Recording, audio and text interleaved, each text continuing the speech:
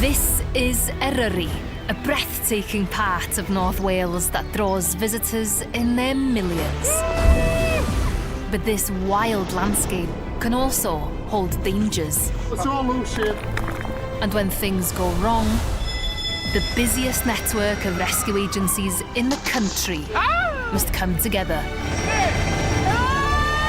We found this female. Saving lives. How did I get down there? In a landscape like no other. That's a proper job there.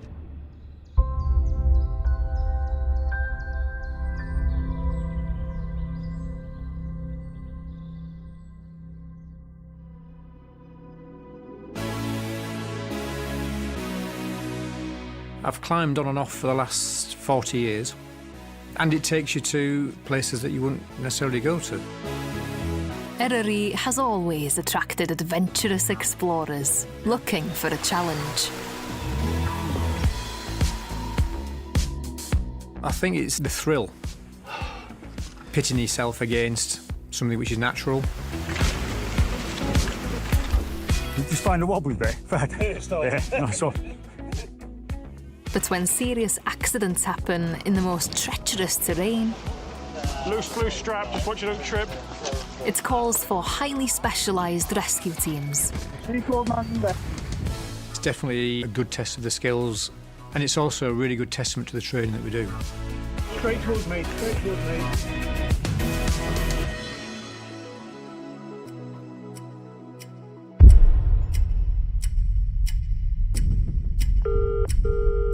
Emergency. Rigid climb that's more than 20 metres. Impact to his back. He's complaining of pain on his left shoulder. He is feeling dizzy. Bottom of the spine is painful. Experienced climber Dave has fallen in the Rhinogydd Mountains. He's in a deep gully on the southern ridge of Rhinog Fach, badly injured and unable to move.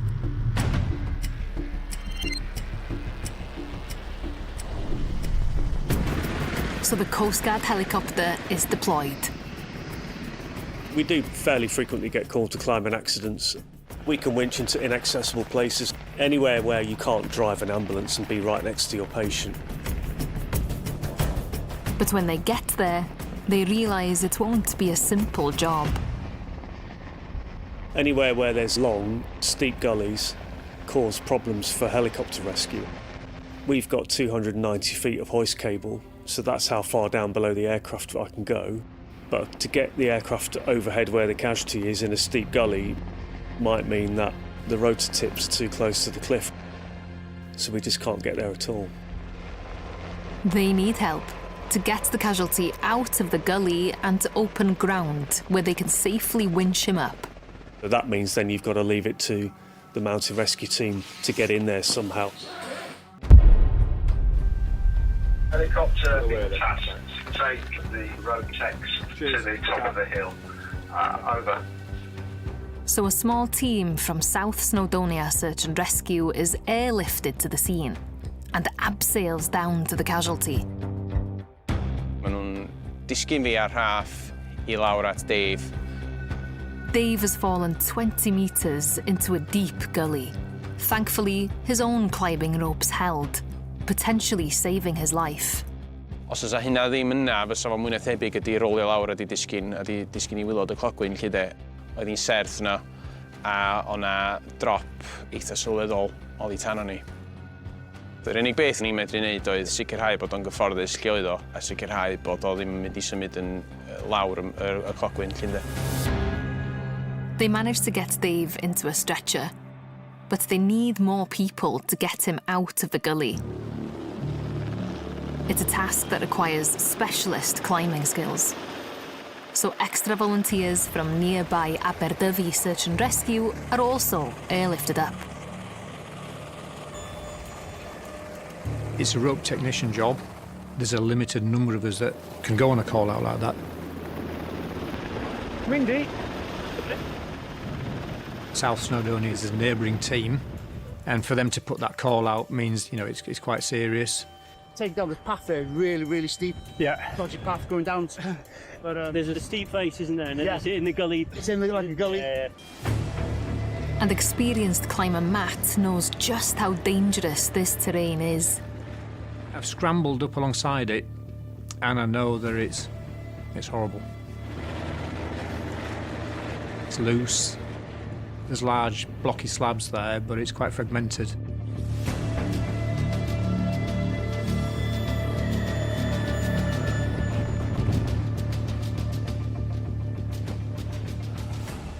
Down there. Casualties 20 metres below us now. I've got 3 people down within at the moment. When we got there, South Snowdonia managed to stabilise the casualty, but he was getting cold.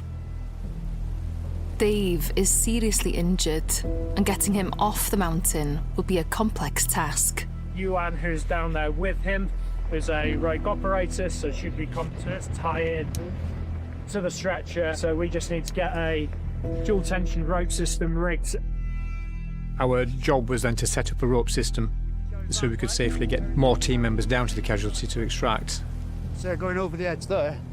I've walked the Rinnegan quite a lot, and when you're out scrambling or climbing or walking, Are we safe? I mean, I can see loose bits. Yeah, there's loose Everywhere. you can feel the rock move beneath your feet. You can even hear it rumbling. Are we sure that we're not going to dislodge anything onto them and knock it onto those people down really below? Difficult.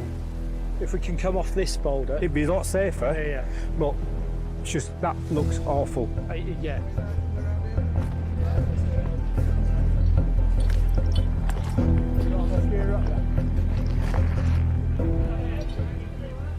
When I looked up, you could see a lot of fragmented loose rock. This is actually quite dangerous. If we can, we want to come round this and set up below us, and we can go straight down to him. Or, you know, somewhere, anywhere down this gully here, but not to the right. What we are looking for is larger, more stable blocks, boulders, slabs that you can get a secure anchor point. I think this is a much better shout. A bit more solid. That will take your weight, your colleagues' weight, and the casualties' weight. We can probably lower them out 25 metres to a flat section. Injured climber Dave has now been stranded on the ledge for several hours. Back roping down the scree. We were doing the climb and having a really good time, actually. And then there was a couple of seconds of movement, and then I was kind of having a slightly less good time. It was pretty dull, constant pain, which was intense when I tried to move. You tie that black end off for us while I get ready to have it. I knew I was in trouble. Taylor, yeah, I'm ready, yeah. Ready to lower? Lowering.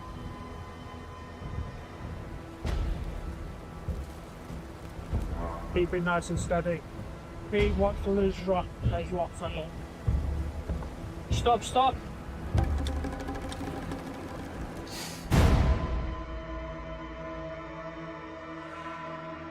Have you got enough people down there now? So there's 5 down there. We could use as many as we can, I think, to get this guy out.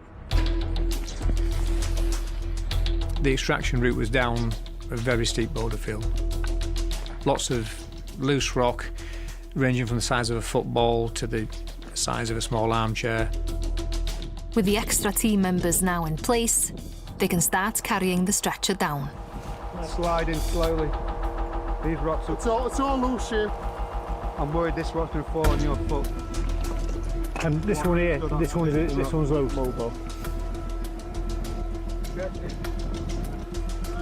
Sharper rock rolling easy. When you're carrying somebody who weighs 80 plus kilos Keep going. in a stretcher I'm letting go. Okay. across that sort of terrain, Hang on, you need to move, Mark. Yeah. you have to be really careful. Ready, ready, lift. So really get from assist. I know I'm standing up. So it's not just about you on that loose rock, it's your teammates as well. Mae gyd yn dod at ei gilydd. Does na'm un yn medru llwyddo heb y llall. How much road back? About another 20 metres.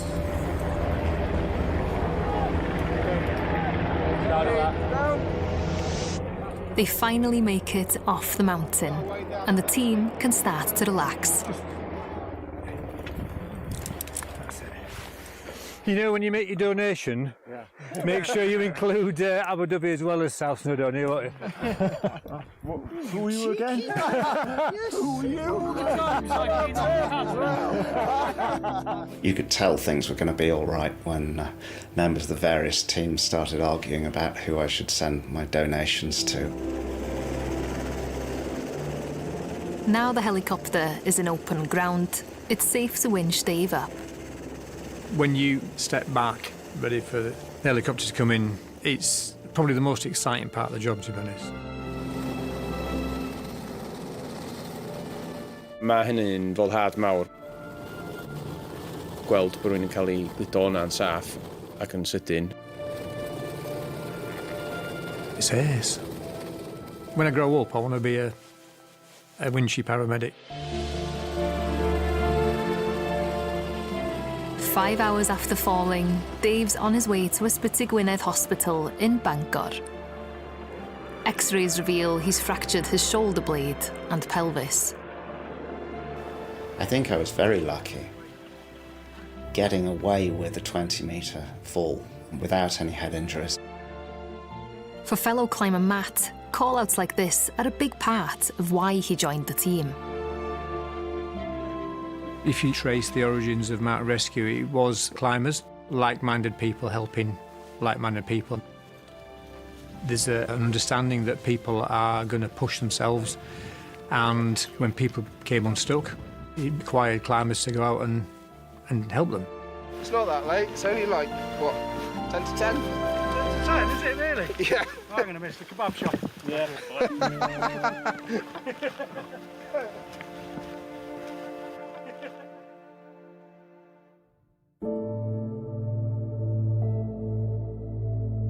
Eryri's rescue teams are on call around the clock, 365 days a year. But despite their expert skills and best efforts, in this unforgiving landscape, there are times when the outcome is not a positive one. Fatalities are a very real part of mountaineering. It's something that we as mountain rescue teams have to deal with.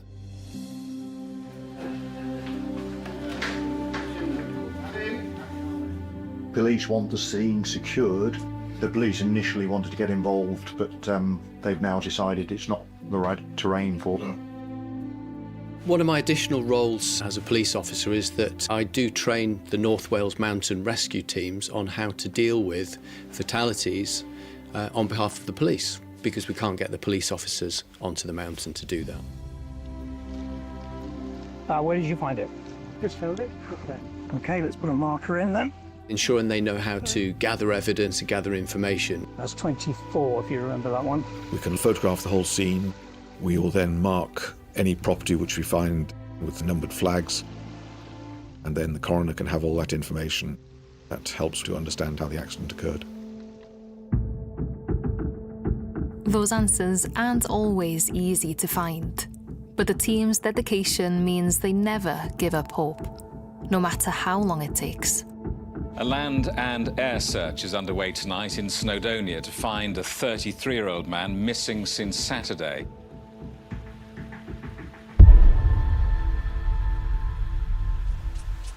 Back in 2012, a young doctor, Shane Kalako, came to the Ogwen Valley, had intentions to go and climb some of these brilliant mountains, and for some unknown reason that day went missing.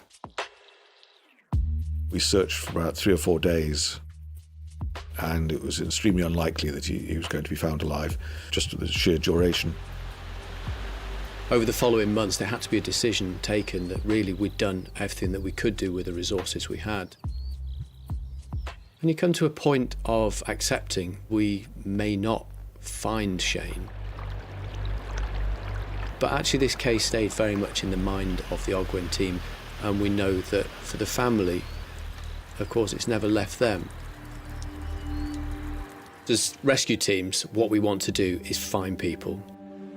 The longer a case goes on, the more frustrating it is for us. But 12 years later, while investigating another tragic fatality, the team makes an unexpected discovery.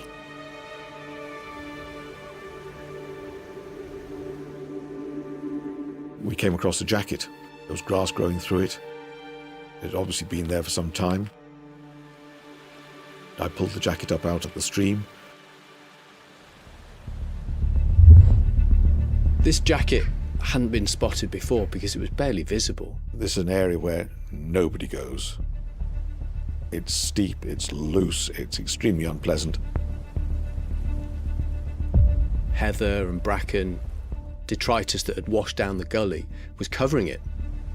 And we suddenly thought this might belong to our missing man from 12 or 13 years ago. This was an area which we had not searched due to being generally out of the area of where this man might be. We thought we might be onto something. And the jacket revealed a vital clue. We looked into the pockets and we found a car key. I gave that key to a North Wales Police vehicle examiner, and within 4 days, he had details back from Fiat about the build for that car and that key. And quite amazingly, that was proven to be the key that fitted Shane Colaco's car.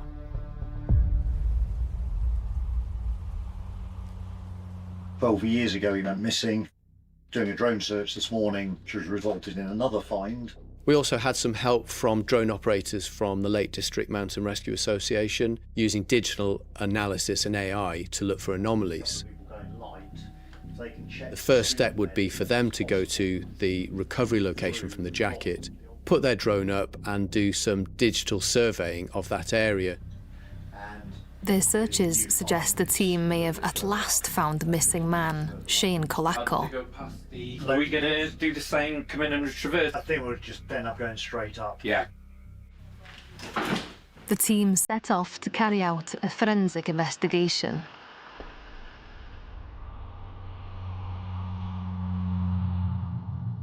They're heading to the southwest face of Penarol Awen, just metres from a busy A road. I don't think we can ever figure out the families involved in these searches. They'll have a lot of unanswered questions, and it's the teams who are making investigations that can answer those questions. If we don't do that well, those questions can last a lifetime. Okay. Right. Part of our investigation into missing person cases like this is to investigate the location. You can start to build a picture of what might have taken place in August 2012. There must be a line of weakness up there and come to a steep place which they think they can get down. They can probably see the road at the bottom. And then there's an area where they slip, and the steep gully takes them all the way down to this one spot at the bottom.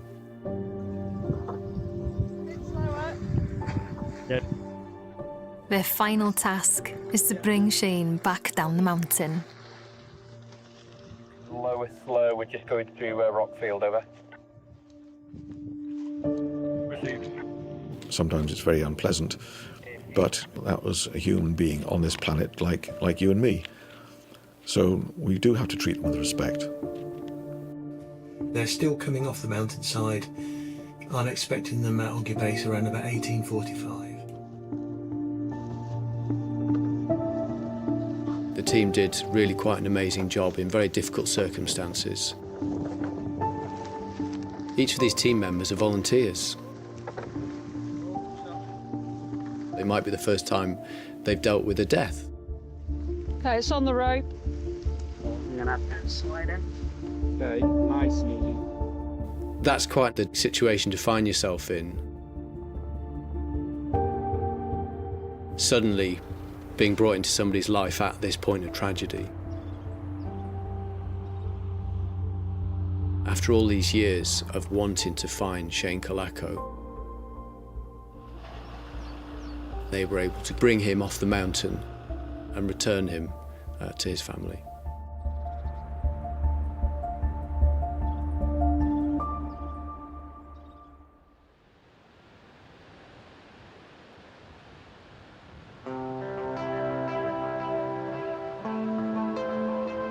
In this varied landscape, the diverse backgrounds and skill sets of rescuers are a real strength. But bringing the different teams together takes organisation and a cool head. It's where Coastguard volunteer Laura comes into her own. I went to sea as a seafarer for a fair few years. Was a navigating officer in the Merchant Navy. Full-time mum now, and it is a full-time job looking after the two boys. Been volunteering for the Coastguard now for nearly 3 years, and I thought it was a great opportunity to be part of a team, putting the knowledge that I have into good use. It's a Friday lunchtime in June when an emergency call comes in for an injured walker on the beach. I'm in a lot of pain. It looks like a dislocated ankle. Is that her I can hear in the background there? It is, yeah. Squeeze my hand, honey. Because of where you are, we are going to be alerting the Coastguard, okay? Okay, thank you. The casualty, Gail, is on Traeth y Graig Ddu, or Black Rock Sands, near Porthmadog, with husband Ian and their 2 dogs. She's more than half a mile out on the sands and can't move.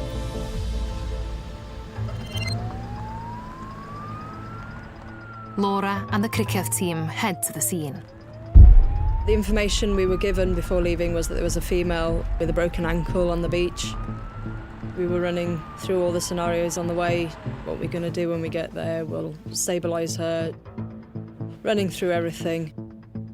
Just going to touch their foot, okay? Check the ankle. It was a bit more severe than what we had anticipated.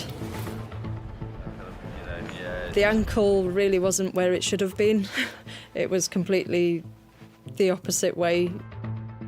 I'm not squeamish, no, but it certainly shocked me. It was my trial day to see if I could do virtual meetings on a Friday. About lunchtime, Gail came along and said, let's go for a walk. You feel okay? I'm just going to put my thumb on your forehead there. I'd say the tide was about 2-3 miles out, so we walked right out to the edge.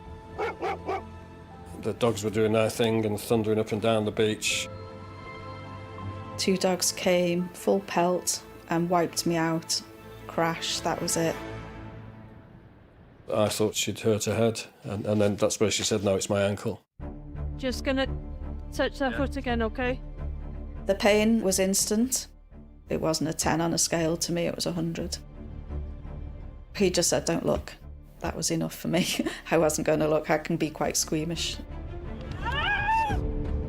Gail will need strong pain relief before Laura and her team can move her off the beach. But a major incident in the area means there's high demand on the ambulance service. We tried to get the ambulance there sooner. I called Holyhead and tried to explain to them that the condition of Gail was potentially worse than they could imagine. Seeing Gail in pain, it's awful. You'd rather it was you and not her. You just feel fairly useless. It was getting to a point where I felt really sick, wondering when this pain would go away. From my seafaring days, I generally have a cool head. I can find a way of dealing with the situation. Laura also calls on another local rescue service, Cricketh RNLI, who she thinks might be able to help. So the Cricket lifeboat is here with a trailer, so they have antennas, but the ambulance has actually just come across the beach. Laura's resourcefulness pays off, as before long, both paramedics and RNLI are on hand. And it'll take all their combined skills to help Gail off the beach. I think the relief on her face when she saw everybody turning up was quite apparent. Breathe normally. A few deep breaths as you normally would, yeah? Open those hands. And then the race was on, so that Gail could get the pain relief and get the support. Is that healthy? Yes, thank you. Good. That's what you needed, wasn't it? Right. Yeah. Can we have the Entonox just ready as well? Yeah. Swap out, Gail. This is Okay, don't deep breaths on it. Gail, Hang on. can you wiggle your toes slowly? Okay. perfect. I was administered morphine. Then the conversation just turned to how we were actually going to get me off the beach. A local beach patrol jeep is called in to transport Gail to the ambulance waiting at the roadside. The main hazards of driving on the beach is the sheer weight of our vehicle. If you get caught out on soft sand, then there's obviously a chance you might get stuck. We feel like one's Ted now. But before they can move Gail, the paramedics need to put her foot in a splint to avoid causing further injury.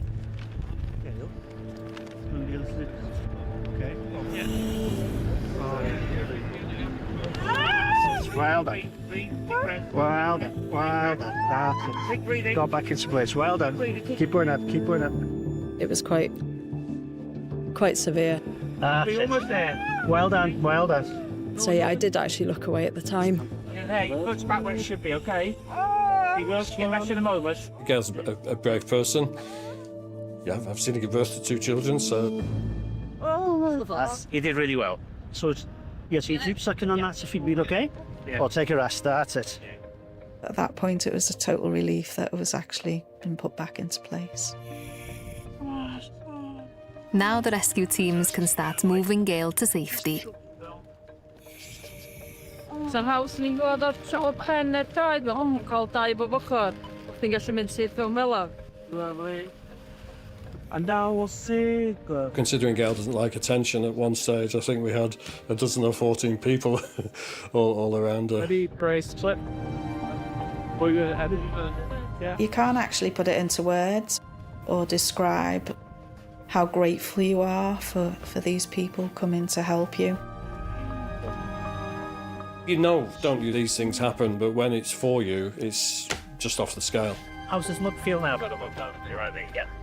Suki were better. People doing what they're incredibly well trained to do. And it's humbling to see all of that, you know, on a Friday afternoon. Well done, Gail, you're doing well. 2.5 hours after her accident, Gail is finally on her way to hospital in Bangor to have her broken ankle treated. It was quite a relief then. See them safely off the beach. And it's back to business as usual for Laura. Having been on the beach, the truck needed a jet wash. Ready for the next call out, and then off home to cook tea for the kids. It is important to not be afraid and to actually call 999 and ask for the Coastguard. That's what we're here for. It's actually hard to put into words. Without them, I don't know what we would have done. So thank you. Yeah, just thank you from the bottom of our hearts.